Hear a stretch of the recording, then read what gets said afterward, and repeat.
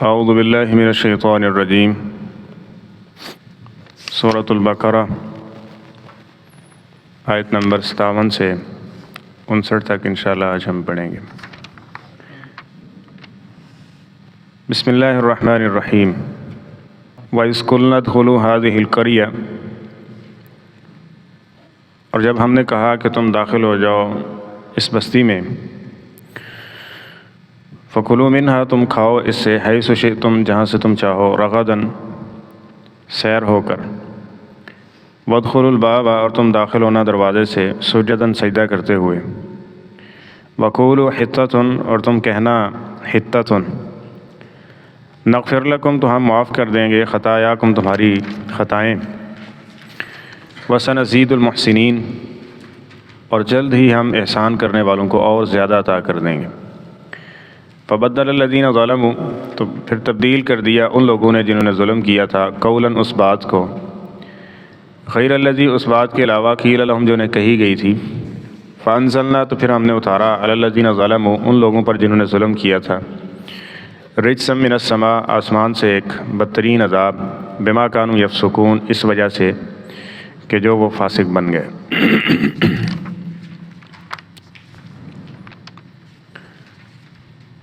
اللہ تعالیٰ نے بنی اسرائیل کے لیے بڑے انعام و اکرام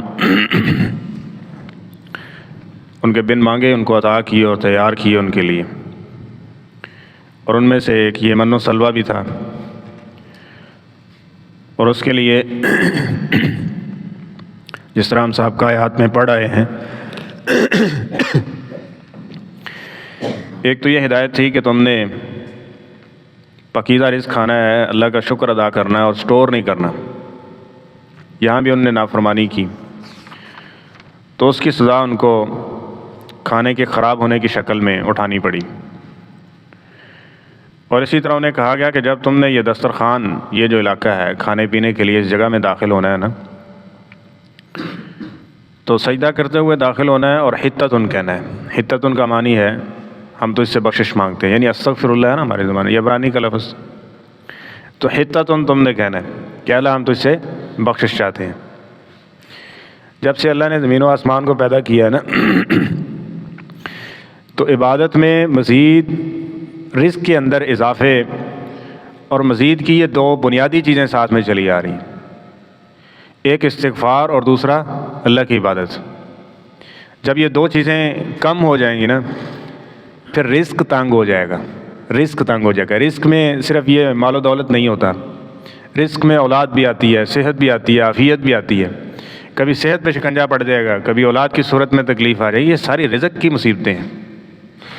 تو دو چیزوں سے رزق بڑا اللہ فراخ فرماتے ہیں۔ وہ دو چیزیں کون سی ہیں؟ نبی علیہ السلام کی حدیث ہے، حدیث قدسی ہے، اللہ فرماتے ہیں، جس کے الفاظ نبی علیہ السلام نے یوں ادا کیے کہ یا ابن آدم، اے ابن آدم، تفرغ لعبادتی، میری عبادت کے لیے فارغ ہوا کر۔ تفرغ، اس کے اندر تکلف پایا جاتا ہے۔ تکلف کا مطلب یہ ہے کہ زبردستی مشکل میں پھنسا ہوگا، بس اوقات مصروفیت میں پھنسا ہوگا، سارے کام چھوڑ کے نا تو نے عبادت کے لیے وقت نکالنا ہے۔ جس طرح کہ بندہ اپنے دکان کاروبار میں مشغول ہو، تو اس کے لیے کوئی اچھی بری خبر اس کے سامنے آ جاتی ہے، تو وہ سارے کام اپنے سائٹ پہ کر کے کلوز کر کے اس کی طرف بھاگتا ہے نا۔ وہ فارغ ہو کے نکلا، شادی بیاہ پہ پہنچنے کے لیے وقت نکالا، خوشی غمی کے اندر حاضر ہونے کے لیے اس نے وقت نکالا، اس کو کہتے ہیں تفرغ۔ تو اللہ فرماتے ہیں تفرغ لعبادتی، میری عبادت کے لیے نا فارغ ہوتے رہنا تم۔ املا یدیک غنا، میں کیا کروں گا؟ تیرے دونوں ہاتھوں کو غنا سے بھر دوں گا، اور تیری آنکھوں سے فقر کو ختم کر دوں گا۔ اور اگر تو نے ایسا نہ کیا، وَإِلَّا تَفْعَلْ، اور اگر تو نے ایسا نہ کیا، دنیا کے اندر مشغول اور عبادت سے پیچھے ہٹتا رہا، باقی سارے کام ٹائم پہ کرنے ہیں، ان میں کوئی آگے پیچھے اوپر نیچے نہیں ہونی چاہیے۔ عبادت ہوتی ہے تو خیر ہے، 4 کٹھیاں پڑھ لیں گے، یہ کر لیں گے، وہ کر لیں گے، اس کو سائڈ لائن کرتا جائے گا نا، تو کیا کروں گا؟ وَلَمْ أَسُدَّ فَقْرَكَ، پہلی چیز تو یہ ہے کہ بندہ غنی ہوتا تب ہے جب اللہ تعالیٰ عطا فرمائے۔ تم سارے فقیر ہو سوائے اس کے، اللہ فرماتے ہیں، جس کو میں غنی کر دوں، تو میں تیرا فقر کبھی ختم نہیں کروں گا۔ پہلی سزا تجھے یہ ہوگی، وَجَعَلْتُ الْفَقْرَ بَيْنَ عَيْنَيْكَ، اور یہ میں فقر تیری آنکھوں کے اوپر مسلط کر دوں گا۔ آنکھوں کے اوپر، کہتے ہیں بندے کا ٹھڈ بھر گیا پر اکھاں نہیں بھریاں، تو تجھے یہ بنا دوں گا۔ اتنے کچھ کے باوجود بھی حرص اور لالچ کے لیے سفید داڑھی ہو گئی، جھوٹ بولنے سے، دھوکہ دینے سے پھر بھی باز نہیں آتا، یہ تیری آنکھوں اور ذہن و دل و دماغ پہ مسلط کر دوں گا تیرے، اور یہ فقر تو اسے ختم نہیں کروں گا، اور یہ فقر تیری آنکھوں کے اوپر مسلط کر دوں گا، اور اس کے ساتھ ذلت اور رسوائی تجھ کے اوپر مسلط ہو جائے گی۔ وجہ کیا ہے؟ عبادت، اس کے لیے وقت نہ نکالنا۔ تو اللہ تعالیٰ نے یہاں ہم آگے پڑھیں گے، یہ تفصیل سے آئے گا، اور یہاں 2 حدیثوں کی بات ہوئی تھی، تو دوسری حدیث، اور بلکہ یہ قرآن پاک میں بھی یہ موضوع کثرت سے ذکر ہوا ہے۔ جناب نوح علیہ السلام کے سامنے جب شکایت کی نا قوم نے تنگی رزق کی، تو اللہ تعالیٰ نے یہی ان کو فعل مراد دیا، فَقُلْتُ اسْتَغْفِرُوا رَبَّكُمْ إِنَّهُ كَانَ غَفَّارًا۔ پہلی کیا ہے؟ وہ ہم نے حدیث سن لی، عبادت میں سستی کریں گے تو رزق تنگ ہوگا۔ وَمَنْ أَعْرَضَ عَنْ ذِكْرِي فَإِنَّ لَهُ مَعِيشَةً ضَنْكًا وَنَحْشُرُهُ يَوْمَ الْقِيَامَةِ أَعْمَىٰ۔ آگے ہم اندھا بھی کریں گے اس کو، اور عبداللہ بن عباس رضی اللہ تعالیٰ عنہ فرماتے ہیں اس سے مراد قبر ہے، قبر کی زندگی بھی اس کے لیے تنگ کر دی جائے گی، یعنی آخرت اس کے لیے تنگ کر دی جاتی ہے، اور دنیا کی معیشت بھی اس کے لیے، گزران اس کا جو ہے وہ تنگ کر دیا جاتا ہے۔ تو جناب نوح علیہ السلام نے بھی کیا فارمولہ دیا کہ تم استغفار کرو، انہ کان غفارا یرسل السماء علیکم مدرارا ویمددکم باموال وبنین ویجعل لکم جنات وانہار، کہ تم اللہ سے استغفار کرو، اللہ تعالیٰ تمہیں اولاد، یہ رزق ہے بہترین، ٹھیک ہے، اس کی خوشیاں عطا فرمائے گا، اور اس کے ساتھ تمہارے لیے باغات، مال و دولت کی ندیاں بہا دے گا اللہ تعالیٰ۔ کیا کرو؟ استغفار کرو۔ 2 چیزیں، ایک اللہ کی عبادت کے لیے وقت نکالنا، اور دوسرا استغفار کثرت سے کرتے رہنا۔ اور یہاں بھی ان کو یہی 2 باتیں کہی گئی، تمہیں من و سلوہ مل رہے ہیں، 2 کام کرنے، ایک تو تم نے اس بستی میں داخل ہوتے ہوئے سجدہ کر کے داخل ہونا ہے، اور دوسرا یہ ہے کہ تم نے حتۃ استغفار کرنا ہے۔ جب یہ کرو گے تو یہ چیزیں ملتی نا، بغیر کسی کھائے پکائے، کوئی محنت نہیں ہے، اور اللہ تعالیٰ ان کی میزبانی کر رہا ہے یار، اتنا کچھ اللہ تعالیٰ نے ان کو دے رکھا ہے، لیکن اس کے باوجود یہ کام نہیں ان سے ہوئے۔ ویسے یہ 10-20 ہزار 50 ہزار کے لیے سردی گرمی جھیلنا ہے، باتیں سننا، سب کچھ یہ کر لیتا ہے، لیکن اللہ تعالیٰ فراوانی اس کو ادا کر رہا ہے، سب کچھ اس کو دیا ہوا ہے، لیکن اس کو ادا کرنے کے لیے، یعنی اس کا شکرانے کے ادا کرنے کے لیے، نہ اس کے پاس کوئی نماز پڑھنے کا وقت ہے، نہ کوئی استغفار اور اس کا ذکر کرنے کا وقت ہے، تو پھر کیا ہوگا؟ تو اللہ پکڑے گا رزق کا، اور اللہ کی پکڑ جو ہے نا، ان بچہ رب کا اللہ شدید، پھر اس کا مقابلہ نہیں کر سکتے، اور اس سے بچنے کے لیے کوئی انسان کے پاس کوئی ہیلہ اور وسیلہ بھی ایسا نہیں ہے۔ تو فرمایا ان کو کہ نغفر، اس کے ساتھ یہ ہوگا کہ نغفر لکم خطایاکم، اور ہم تمہیں رزق بھی وافر دیتے جائیں گے اور تمہاری غلطیاں بھی معاف کر دیں گے۔ یار کیسا بہترین فارمولہ کہ رزق کے اندر بھی فراوانی، برکت، اور اس کے ساتھ یہ ہے کہ اللہ تعالیٰ گناہوں کو بھی معاف کر دے گا۔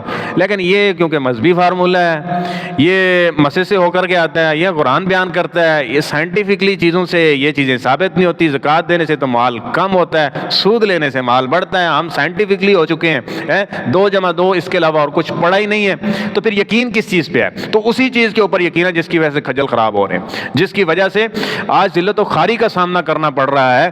کیا ہے کہ یہ معاملات جو اللہ تعالیٰ نے اصول و ضوابط دیے نا، دیکھیں ہم اس کی مخلوق ہیں، اسی کے قانون کو فالو کریں گے تو تب ہم کامیاب ہو سکتے ہیں، آخرت کے اعتبار سے تو ہے ہی ہے، دنیا میں بھی۔ تو اللہ تعالیٰ فرماتے ہیں وَسَنَزِيدُ الْمُحْسِنِينَ، اس کے ساتھ اور کیا ہے کہ جتنا تم یہ 2 چیزیں اپنے دل سے کرو گے نا، اتنا ہم اور اضافہ کرتے جائیں گے۔ احسان کیا ہے؟ نبی کریم صلی اللہ علیہ وسلم نے فرمایا ان تعبد اللہ کأنک تراہ، جب پوچھا گیا نا کہ مال احسان یا رسول اللہ، اللہ کے رسول صلی اللہ علیہ وسلم احسان کس کو کہتے ہیں، تو آپ نے فرمایا اللہ تعالیٰ کی عبادت اس طرح سے کرنا، اس گمان، اس یقین، اس محبت اور اس الفت کے ساتھ کرنا کہ انک تراہ، گویا کہ تم اللہ کو اپنے سامنے دیکھ رہے ہو۔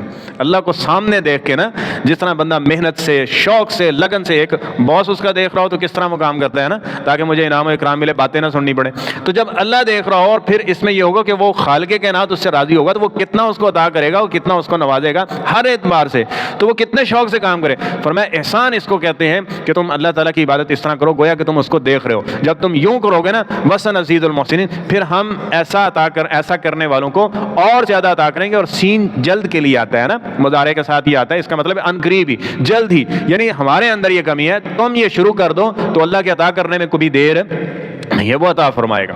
تو انہوں نے کیا کیا؟ فَبَدَّلَ الَّذِينَ ظَلَمُوا قَوْلًا، تو انہوں نے اس جملے کو ہی بدل دیا، غیر الذی قیل لہم، جو انہیں کہا گیا تھا، فَأَنزَلْنَا عَلَى الَّذِينَ، تو جب وہ سجدہ کرنے کے لیے داخل ہوتے آپ وہ کھڑکی بنا دے گی آپ یہ، تاکہ آپ اس سے تھوڑا سا جھک کے داخل ہوں۔ اب یہاں سجدہ نہیں ہو سکتا تھا، اور چلو دروازہ اس طرح کا بنا دیا، تھوڑے سے جھک کے جاؤ، تکبر تمہارا ختم ہو، کچھ عاجزی آ جائے، چلو اس کو ہی ہم سجدہ شمار کر لیں گے۔ اب یہ بھی نہیں ہوا، مفسرین لکھتے ہیں اب یہ ایسے بدبخت تھے ایسے نافرمان اور باغی تھے. ہو گئے تھے اس میں کیسے لیا سجدے سے رزق مل رہا ہے, ساڑھا کو احسان کر دے اللہ کے ذمہ جس طرح کہ ان کو یہ عطا کر رہے ہیں. تو انہوں نے کیا کیا, جب وہ داخل ہوتے ہیں نا تو پہلے اس دروازے سے, اب جب سر سے داخل ہوں گے تو سر جھکانا پڑتا تھا, چلیں اس کو ہی سجدہ شمار کر. اب یہ بھی انہوں نے کیا کیا, جب اس دروازے سے داخل ہوتا ہے نا تو پہلے پاؤں داخل ہوتے, جس طرح بچہ ہوتا ہے نا کوئی چھوٹی کھڑکی سے اس کو داخل ہونا ہوتا ہے نا, تو پہلے پاؤں سے داخل ہوتے ہیں. اتنا غرور اور تکبر اور انبیاء کی نافرمانی منہ چڑھ کے پہلے پاؤں داخل کر رہے ہیں تاکہ یوں بھی نہ کرنا پڑے ہمیں. اس حد تک نافرمانی اور بغاوت پہ اترا ہے. اور اس کے ساتھ جو انہیں کہا گیا تھا حتتن, تو اس کی جو جگہ پہ بسا ہوا حتتن, اور سانو دانے شانے چاہیے دینے, ہمیں یہ کھیتی باڑی چاہیے, ہمیں یہ آگے بات آ رہی ہے کہ ہمیں کاشتکاری ہو, پیاز ہو, دالیں ہوں, یہ کریں ہم, یہ کیا ویلے اب یہ ہم بیٹھے ہیں اور ہمیں یہ سب کچھ مل رہا ہے. اب یہ ان کو راس نہیں آیا. تو اب جب, اور دوسرا جملہ انہوں نے یہ کہا جو صحیح البخاری میں اس کی تفسیر میں ہے کہ حبۃ فی شعرہ, اس کا مطلب یہی ہے کہ بالیاں ہو گئیں, ہم کاشتکاری کریں, اس میں دانے ہوں, ہم یہ دانے لے کے آئیں, ہمیں یہ ہونا چاہیے. مصروفیت ہو تو پھر کہتا ہے کہ یار ویل نہیں ہے, اور اگر اللہ تعالیٰ اس کو آسائش عطا کر دے تو پھر کہتا ہے مصروفیت کے بغیر ہے. اور بھائی یہ ہے بدبخت آدمی کی نشانی, وہ کسی صورت میں بھی اللہ پہ راضی نہیں ہے. اور خوش بخت آدمی ہمیشہ کس پہ ہوتا ہے, وہ اللہ پہ راضی ہوتا ہے. کوئی ٹینشن اور مصیبت میں بھی کہتا ہے انا للہ و انا الیہ راجعون, اللہم اجرنی فی مصیبتی واخلف لی خیرا, وہ اس موقع پہ بھی اللہ پہ راضی ہوتا ہے. تو انہوں نے یہ جملے بدل دیے. تو اللہ تعالیٰ فرماتے ہیں فانزلنا علی الذین ظلموا رجزا من السماء, پھر اللہ تعالیٰ نے ان کو عذاب دینے کا فیصلہ کیا. اور اللہ فرماتے ہیں پھر ہم نے بدترین عذاب ان کے اوپر اتارا. وہ بدترین عذاب کیا تھا, اس سے پہلے دنیا میں یہ بیماری نہیں تھی, طاعون کی بیماری. طاعون کی بیماری اس دنیا میں نہیں تھی. جب انہوں نے یہ بغاوت کی نا تو اس کے بعد اللہ نے طاعون کی بیماری ان کے اوپر مسلط کر دی. اب طاعون, اب اچانک کوئی بیماری وبا آ جائے تو نہ اس کا کوئی حل اس کے پاس, نہ اس کا کوئی اس طرح کی چیزیں ہیں. تو اس طاعون کی بیماری کو نبی کریم صلی اللہ علیہ وسلم نے فرمایا اللہ تعالیٰ نے ان کو ان کی اس بغاوت کی وجہ سے مسلط کیا. اور سنن ابن ماجہ کی حدیث ہے, نبی کریم صلی اللہ علیہ وسلم نے فرمایا جب گانا بجانا لوگ حلال کر لیں گے, زنا, شراب اور ان نافرمانیوں کے اندر پڑ جائیں گے نا, پھر اللہ تعالیٰ ان کو ایسی بیماریوں میں مبتلا کرے گا کہ جن بیماریوں کے نام نہ ان کے آباء و اجداد نے سنے ہوں گے نہ ان کے آباء و اجداد نے سنے ہوں گے. یہ بیماریاں, یہ کیا ہے, یہ اللہ کی طرف سے سزائیں بن کر ان کے اوپر مسلط کر دی جائیں گی. وجہ کیا ہے, وہ یہ کام نہیں کرتے ہیں. ان چیزوں کی وجہ سے جس طرح ان کے اوپر بیماریاں آئیں, اسی طرح نبی کریم صلی اللہ علیہ وسلم نے ہمیں تمہیں بھی خبردار کیا ہے کہ قرب قیامت ایسے لوگ آئیں گے کہ جو, اب یہ موسیقی کو دیکھ لو کہ کس طرح انٹرٹینمنٹ, کوئی شادی بیاہ ایسا نہیں ہے کہ جس سے بچنے کی اس خوشی کے موقع پہ بجائے شکر ادا کرنے کے اس کے غضب اور اس کے عذاب کو دعوت دے رہے ہوتے ہیں. تو جب یہ چیزیں, کوئی سفر نہیں ہو رہا ہے اس کے بغیر جی, کوئی گھر نہیں ہے ایسا جس میں جناب یہ نہ چل رہا ہو جی, وقت پاس ہو رہا ہے, تو جب یہ چیزیں ہوں گی تو نبی اسلام کا یہ فرمان کان کھول کے سن لیجیے گا, سنن ابن ماجہ میں مزید اس کو پڑھ لیجیے گا. پھر اللہ فرماتے ہیں ہم تم پہ ایسی وبائیں اور ایسی بیماریاں مسلط کریں گے کہ مقابلہ تو کر ہی نہیں سکتے نا, تو جن کے تم نے نام اور نام و نشان تک نہیں سنا ہوگا وہ اس بیماریوں کا تمہیں شکار کر دیں گے. رزق تنگ ہوا کہ نہیں ہوا, باتیں بڑھ رہی ہیں وہ ساری چیزیں, لیکن میں نے جس طرح پہلے عرض کیا یہ اولاد یہ بھی رزق ہے, یہ جو صحت اللہ نے عطا کر رکھی ہے نا یہ بھی کیا ہے, ایک بہترین رزق ہے. جب یہ نافرمانی اور بغاوت کریں گے تو پھر رزق تنگ ہونے کی صورت میں یہ بھی ہوگا کہ بس اوقات ان آزمائشوں سے بھی گزرنا پڑے گا. تو اللہ فرماتے ہیں یہ کیوں کیا, بما کانوا یفسقون, انہوں نے فسق و فجور کے راستے کا انتخاب کر لیا, گناہوں کا پسند کرنا اور ان چیزوں میں پڑ گئے اور انبیاء کے مخالفت شروع کر دی, تو جس کی وجہ سے یہ سزائیں ہم نے ان کے اوپر مسلط کر دی. تو آج کے ہمارے لیے بھی اس سبق میں یہ اسباق ہیں کہ نافرمانی اور بغاوت, ایک تو یہ ہے کہ یہ رزق کو تنگ کرتی ہے اور رزق میں یہ ساری چیزیں, اور پھر اللہ تعالیٰ کا بنیادی چیز اس میں یہ ہے کہ اللہ تعالیٰ کی سزاؤں یا اس کے احکامات کا اگر نافرمانی کریں گے تو اس کی سزاؤں کا مقابلے کی ہمارے پاس کوئی بھی بچنے کی صورت اور راہ نہیں ہے. پھر ان کو جھیلنا ہوگا, اور وہ بچنے کی ایک ہی راہ ہے کہ اللہ اور اس کے رسول کی بات کو منون وسنزيد المحسنين, دنیا آخرت میں اگر زیادہ چاہتے ہیں تو پھر اتنے شوق اور ذوق کے ساتھ اس کی عبادت کے اندر وقت لگائیں. انشاءاللہ وہ رب ہے, وہ خالق ہے, وہ مالک ہے, اور اس کے وعدے سچے ہیں اور اس کی بات سب سے بہترین ہے. اس کو فالو کریں گے تو بہترین بن جائیں گے. اللہ تعالیٰ جو کمیاں کوتاہیاں ہیں ہمیں دور کرنے کی توفیق عطا فرمائے.